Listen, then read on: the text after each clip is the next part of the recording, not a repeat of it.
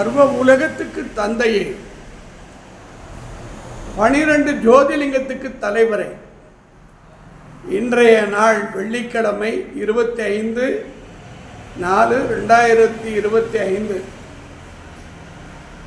பிரம்மாண்டமான யோகத்தை இங்கு பார்த்து கொண்டிருப்பவர்கள், வணங்கி கொண்டிருப்பவர்கள், இதன் மூலம் யூடியூப்பிலும் இன்ஸ்டாகிராமிலும் ஃபேஸ்புக்கிலும் பார்க்கக்கூடியவர்கள் யாரெல்லாம் இதை பார்க்கிறார்களோ இந்த நிமிஷத்திலிருந்து 16 செல்வங்களும் பெற்று அவர் குடும்பங்கள் பிள்ளைகள் பல்லாண்டு வாழ சர்வ ஈஸ்வரா அவர்களுக்கெல்லாம் ஆசீர்வாதத்தை கொடு.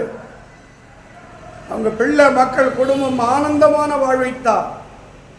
கடன் இல்லாமல் தெய்வ பலத்தோடு, ஞான பலத்தோடு, ஐஸ்வர்ய பலத்தோடு, அருள் பலத்தோடு, ஆனந்த பலத்தோடு அண்ணாமலை, ஐயப்பன் மலை, திருமலையினுடைய திருவருளால் ஒவ்வொரு குடும்பமும் அருள் குடும்பமாக மாற்று.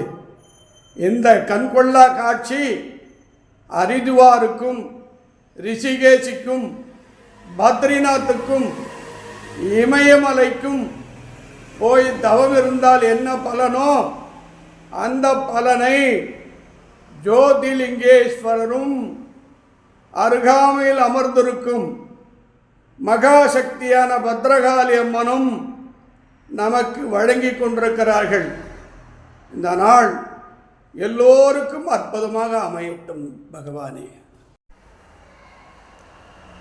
சர்வ உலகத்துக்கு அம்மா, இன்னைக்கு வெள்ளிக்கிழமை ராகுகால பூஜை பத்ரகாளி அம்மனுக்கு நடக்கிறது.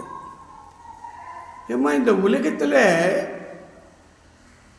ஹரித்வார் போகிறாங்க, பத்ரிநாத் போகிறாங்க, ரிஷிகேஷி போகிறாங்க, இமயமலை போகிறாங்க, தவம் செய்கிறாங்க. எப்படியாவது இறைவன் திருவருளை பார்க்கணும்னு துடிக்கிறாங்க. ஆனால் உலகத்திலேயே திருவண்ணாமலை பஞ்சபூத ஸ்தலம், அக்னி ஸ்தலத்தின் அண்ணாமலையின் பின்புறத்தில் சர்வ உலகத்துக்கு அம்மா அமர்ந்திருக்கிறாய் என்பதை நல்ல அருளாளர் கண்ணுக்கு தென்படலை. பார்க்கணும், ஞானத்தை தேடணும், அருளை தேடணும், உண்மையை தேடணும். நமக்கு பரமானந்தம் வேணும், நல்ல ஆரோக்கியம் வேணும், நோயற்ற வாழ்வு வாழ வேண்டும், நம்ம குடும்பம் பிள்ளைகள் மக்கள் பல்லாண்டு வாழ வேண்டும். எல்லாத்துக்கும் மேலே 60 திருமணம், 70 திருமணம், 80 திருமணம் நடக்க வேண்டும். நல்ல திருமண வாழ்க்கை பிள்ளைகளுக்கு அமைத்து தர வேண்டும். பேர குழந்தைகளை பார்க்க வேண்டும். இந்த நாள் நல்ல நாளாக அமைந்து பத்ரகாளி அம்மனுடைய கருணையோடு உங்கள் பொற்பாத திருவடி கமலத்தை உத்தரவை எதிர்பார்க்கிறேன். அம்மா பூரா இறங்கிடுமா, பாம்பு மாதிரி இறங்கி வா, பாம்பு மாதிரி வரணும். உன் பிள்ளை வள்ளலார் அருள்மணி அழைக்கிறேன். போதும் தாய்.